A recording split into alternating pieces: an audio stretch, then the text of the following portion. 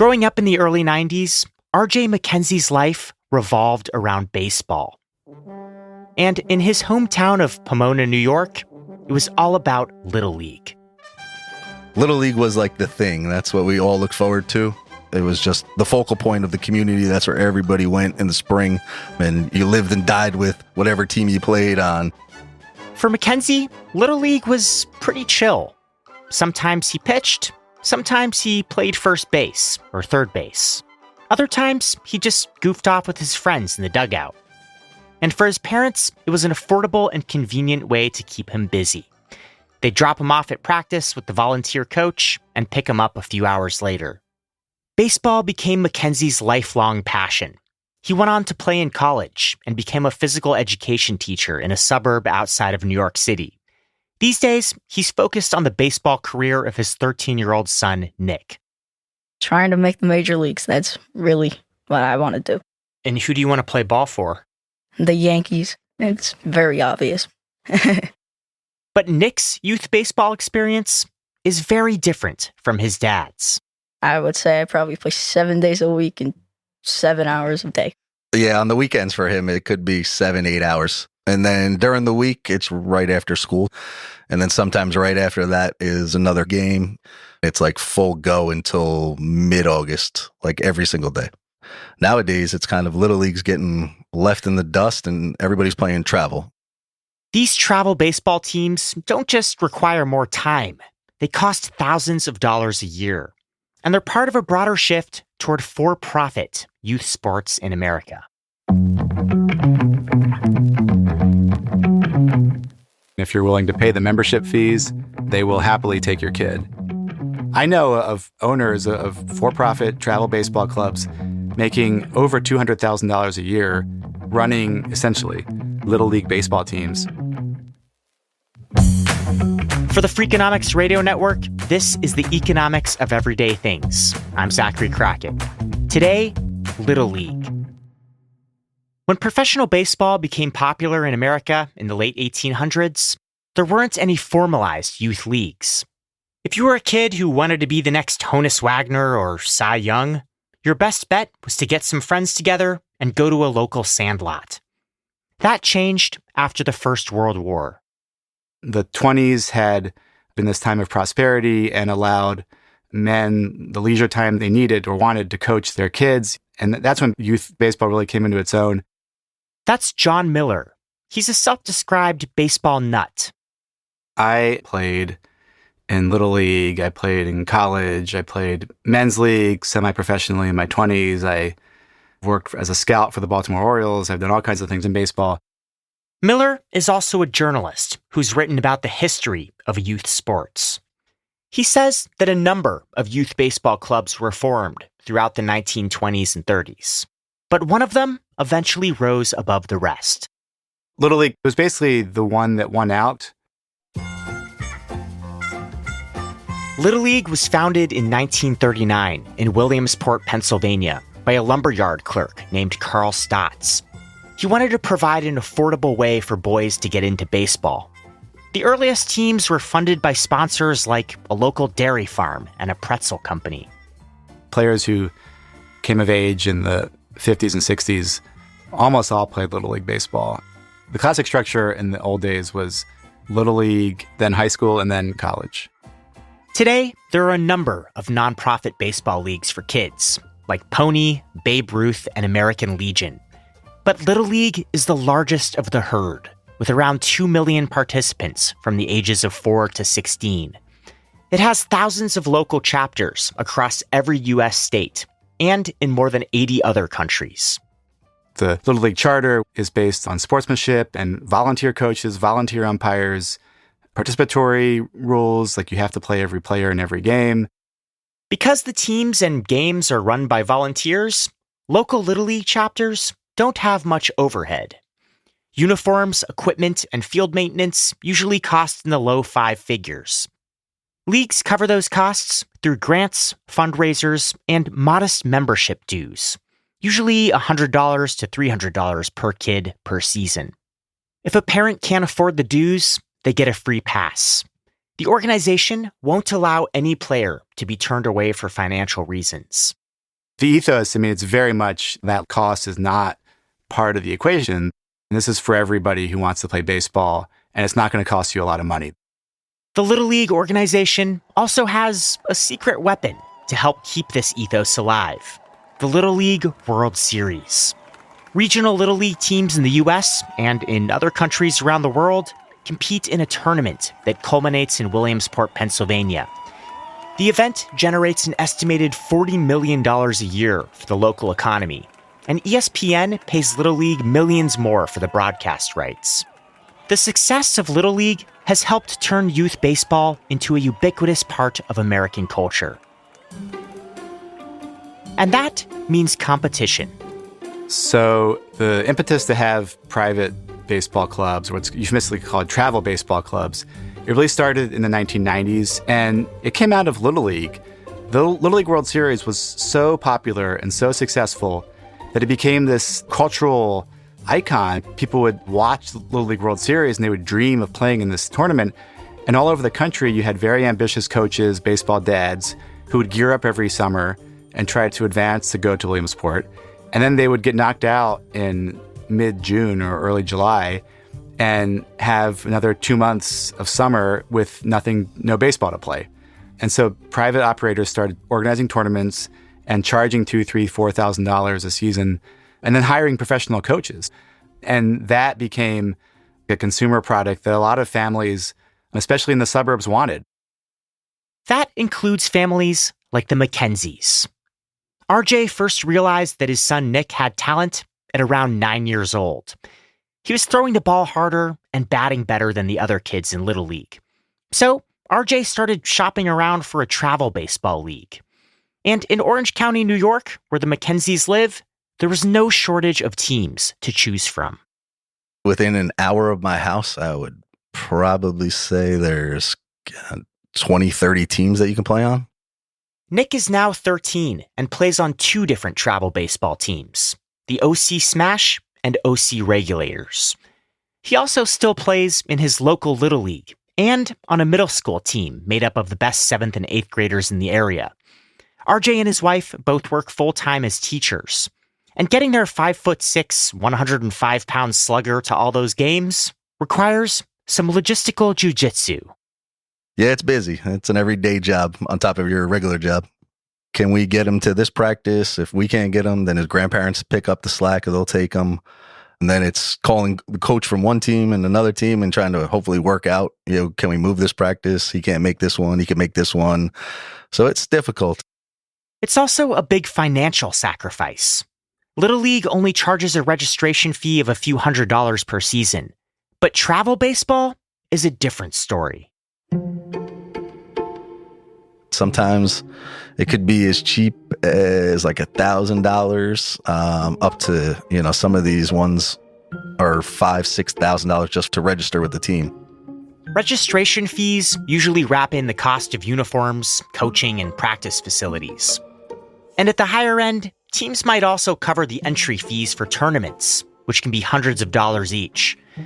But they don't tend to cover the cost of all the travel to get to those tournaments.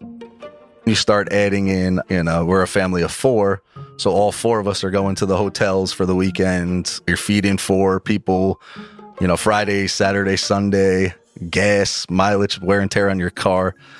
You're probably looking for like an average travel team, probably somewhere in that $8,000 to $10,000 range per season. I have some friends that are, they're up around the $15,000 to $20,000 range. On top of that, you've got the cost of equipment: cleats, a helmet, a travel bag, a good glove, and some very pricey bats. You're talking, some of these good bats are $400. Most of these kids are swinging the bats for 1 year and then getting a new one. Do you buy new bats every year? I hate to say, but yeah, he'll get like 2-3 bats a year. And then Mackenzie still has to pay to watch Nick play. His tournament games often take place at privately owned sports complexes that charge $5 or $10 to get in. Yeah, it's become a business now. I would definitely say there's a lot of profit to be made. John Miller coached a for-profit team himself a few years ago in Pittsburgh. He's run the math on travel baseball leagues, and he says they're making a killing. I mean, if you run 20 teams and you charge $5,000 a season for 12 kids per team, that's $1.2 million in revenue. The coaches are paid basically minimum wage. I was paid $3,000 for a season. So $1.2 million minus $60,000 to pay all the coaches, and then minus your costs for balls and for entering these tournaments and for facilities to practice in. And it's not hard to see how you can have profit margins of over 30 or 40%. One estimate values the for-profit youth sports industry at around $28 billion, up from $3.5 billion just a decade ago. The growth is largely fueled by private equity firms who are pumping hundreds of millions of dollars into sports complexes and travel clubs. There are companies like Perfect Game, which host baseball tournaments with entry fees that can top $2,000. But these costs don't seem to be driving parents away. In fact, a 2019 survey by the Harris Poll found that 1 in 3 parents take fewer vacations to fund their kids' sports. 1 in 5 has considered taking on a second job or delaying retirement. Between 2021 and 2022 alone, the share of American kids playing travel sports doubled to 29%. And that's a problem for the organization that started it all. You need the best players who can kind of lead the game to make it functional. And if you lose them, the little leagues will fall apart. That's coming up.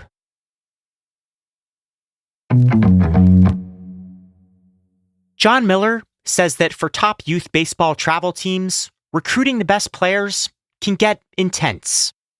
I coached 4 years in this private club in Pittsburgh. And after the second year, my best player got recruited by another club that was bigger and had more resources. And the kid was 11. And the coach, who was 50 years old, was texting this 11-year-old with recruiting pitches. So this is something that happens in private baseball, like 11-year-old kids just getting recruited like free agents? All the time. And the parents, they shop around too. Many parents are obsessed with finding the right travel baseball club for their kid and will shop for a travel baseball club the same way they shop for a car or a nice house. Some of these private clubs have ridiculous names that try to appeal to people's sense of kind of like testosterone-fueled ambition, you know. I've seen hardcore elite. That word pops up all the time. These sort of flashy brands, flashy colors, they try to create to draw in more parents and families. For the really elite players, the training can get pretty hardcore. They have velocity camps now where you can send a baseball player just to improve their velocity pitching. So you do a lot of like weighted ball training and special drills, and you end up throwing 100 miles an hour and probably blowing out your elbow. I mean, that's kind of what the youth baseball landscape looks like now. But travel baseball is no longer just for highly skilled kids. Most clubs are not that discriminating. They will happily take your money. I went to a tournament last weekend, and I was kind of shocked in how average or low the level was. Experts say that this trend is playing out across other youth sports, too. My name is Linda Flanagan, and I'm the author of Take Back the Game, How Money and Mania Are Ruining Kids' Sports and Why It Matters. Flanagan has researched the commercialization of youth sports and its impact on kids and their families.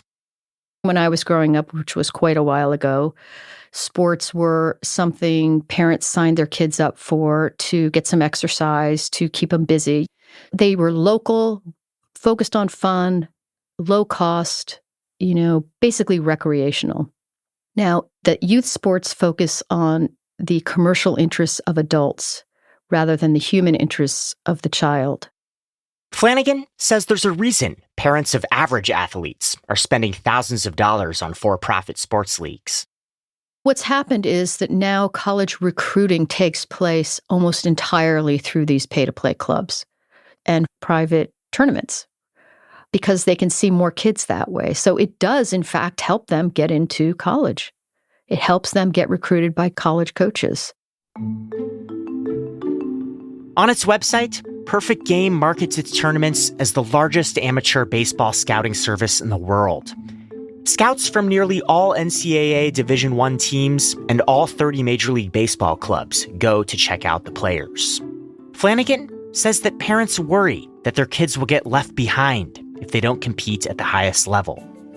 Look, we're a capitalist, competitive society, and youth sports parents are probably more naturally competitive than other parents.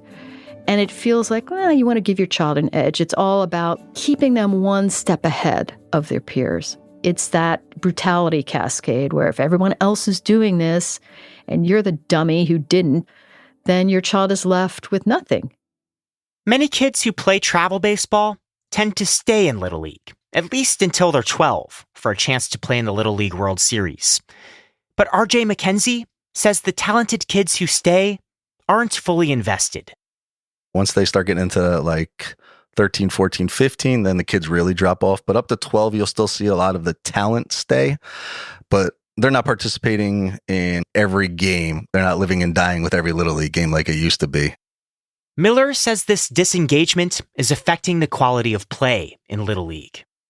Baseball doesn't function at all if you take away the top third of the talent. If you don't have the strike throwers and the kids who make the basic plays, the game just falls apart. Balls go to the backstop, there's walkathons. It's very boring. Which means the remaining parents start to pull their kids out. So what's happened is, as the best players have left to play travel, the leagues remaining, the level goes down and the parents realize how boring it is. And so they go looking for a league that has your basic functional baseball with strike throwers. And that's the private league or the private teams. And so they end up paying, well, I think it was like a baseball tax to go play baseball. According to the Aspen Institute, 3 of 10 parents say their kids' community sports program has declined in membership, merged with another program, or closed altogether. In many cities and towns, it's becoming harder for parents to find a baseball league they can afford. I once Googled the professions of all the parents on my team, and it was like 4 things. It was like finance or financial planning, medical stuff or medical sales, legal stuff like lawyers, or construction contracting. And it was like 99% white. I think in 4 years, I had 1 black player. They're all blonde with mullets, and they have names like Jackson, Braden, Caden. You know, the danger is, as one former Major League Baseball catcher, Charlie Moore, put it to me, it becomes a country club sport. Since the rise of for-profit youth baseball in the 1990s, the percentage of black players in Major League Baseball has been chopped in half to around 8%. Across the board, youth sports participation has gone up for higher income families. And then in lower income communities, there aren't the options there used to be. It's feast or famine. There are some efforts to fix these issues. Some of the for-profit leagues, like Perfect Game, have their own initiatives to reduce the cost of tournament play. Major League Baseball runs an organization called Reviving Baseball in the Inner Cities, or RBI for short. It claims to cover the cost of league play and tournaments for underrepresented communities. And in many cities, there are subsidized programs that will take kids to the same tournaments the travel leagues go to for a fraction of the cost. Other communities have used public funding to revitalize existing sports leagues. States are now using more of their public dollars to underwrite youth sports organizations. We saw this in Illinois. They've appropriated $10.5 million to that end. The city of Philadelphia has done the same. Minneapolis, St. Paul, they used funding to eliminate all fees for youth sports for 3 years. And it saw a massive increase, like a 38% increase in numbers of participation of kids. Meanwhile, some of the parents who can afford travel baseball for their kids are wondering if the sports obsession has gone a little too far. My husband's an athlete. I was a coach for 19 years. But sports aren't that important. I mean, they should be like a part of life. They should be like the salt of life, not the food. And it has become the food for many families. Parents can only see that later, like, wow, you got a little carried away. But other parents, like R.J. McKenzie, are willing to stick it out to see what happens. In the beginning, I'll be honest, there was little talent. I could see that he was athletic, but he wasn't a baseball player yet. As he progressed and got older, we started to really see the talent come out. I'm not going to say he's a great player yet, but he's a really good player. For me, it's not about him getting a scholarship or anything like that. It's something that he shows value in, and he puts in the work ethic and all that stuff. It's money well spent. For the economics of everyday things, I'm Zachary Crockett. This episode was produced by me and Sarah Lilly and mixed by Jeremy Johnston. We had help from Daniel Moritz-Rapson.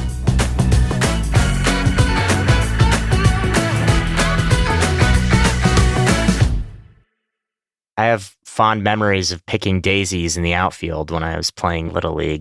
Imagine that now, you'd be screamed at. The